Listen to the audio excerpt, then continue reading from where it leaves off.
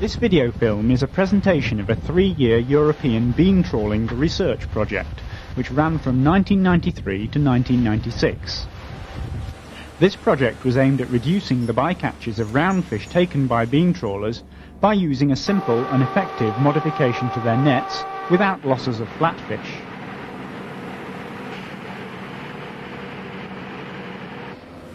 Maximum bycatch regulations, as enforced in Belgium and the Netherlands, reduce the allowable catches of certain roundfish species in flatfish beam trawl fisheries. These bycatches can't always be avoided, and as a consequence, fish with a potential commercial value must be discarded. These discarded fish have no chance of survival, and therefore don't contribute to the conservation of fish stocks. Beam trawls are used to target bottom-living species like flatfish. From underwater observations, it is known that roundfish, like haddock and whiting, tend to rise up in a trawl, but flatfish stay low down.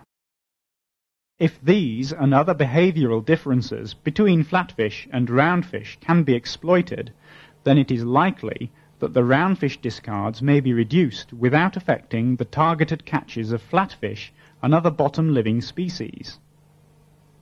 This is the concept behind the species-selective beam trawl.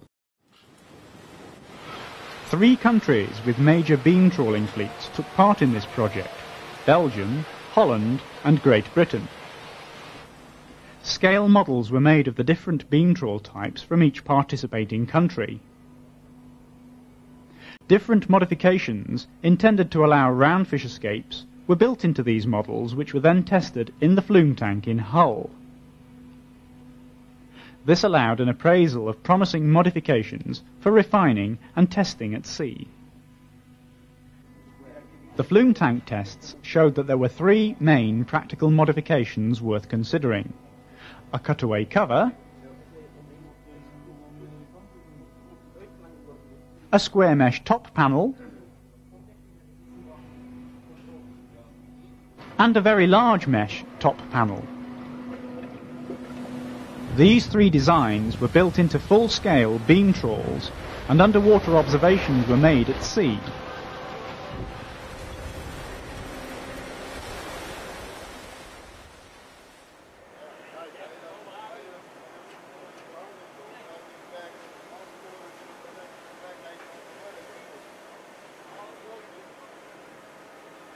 The full-scale sea trials established confidence in the selective gear designs whilst under a commercial fishing situation.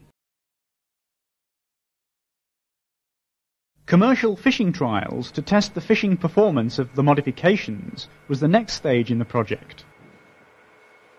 In each of the 3 participating countries' beam trawl fleets, major subfleets were identified by engine power and by beam length. Full-scale modifications were tested with each of these major subfleets. Beam trawl types are divided into 2 main groups: the R nets and the V nets. R nets are common in British and Belgian beam trawl fisheries.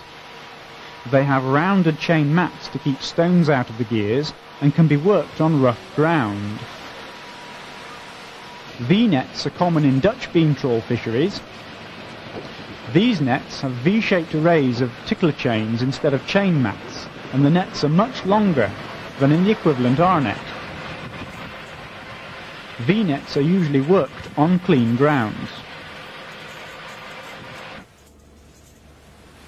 This sequence shows the Belgian cutaway cover on an R-net.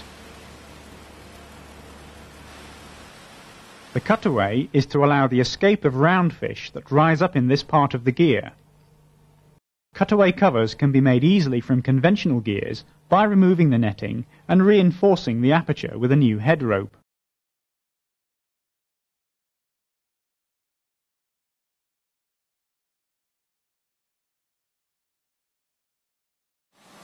This is the British cutaway cover on an R-net. The cutaway represents 45% of the area of the cover panel. This cutaway is smaller than the Belgian version, but is made in a similar way.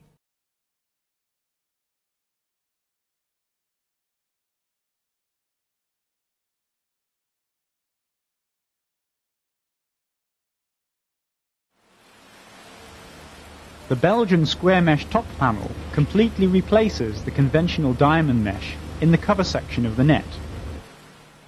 Square mesh remains open with increasing tension, and these open meshes present good escape opportunities for roundfish but not for flatfish.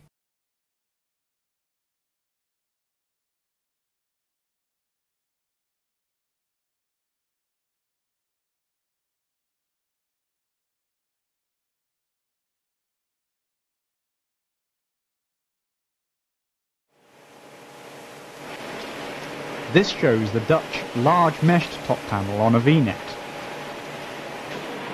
Here, the entire top section of the net down to the extension has been removed completely. The large diamond meshes serve to keep the structure of the net intact, while at the same time presenting good escape opportunities down the long V-net.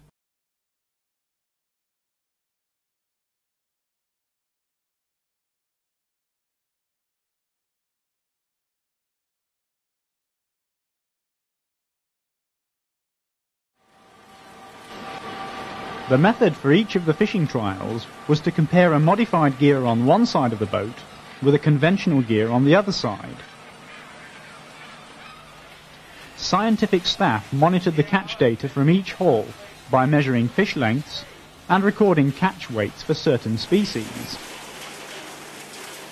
On some of the sea trials, the catches made with the modified gears were stored separately from those made with conventional gears. These catches were landed separately to test for differences in the market value of the fish. Catch data was carefully recorded and analysed back ashore.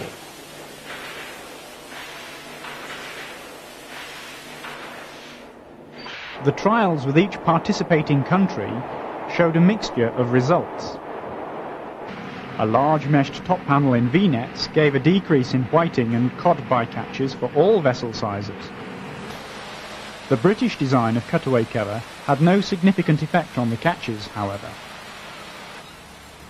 The use of either a Belgian pattern of cutaway top panel or a Belgian square-meshed top panel worked for large vessels, but didn't seem to be as effective for the smaller Euro cutters.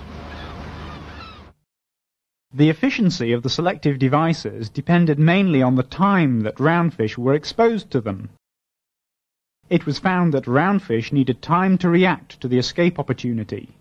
The British design of small cutaway cover at normal towing speeds didn't work, but the Belgian design of larger cutaway did. Increasing the escape aperture still further began to incur losses of targeted flatfish, however.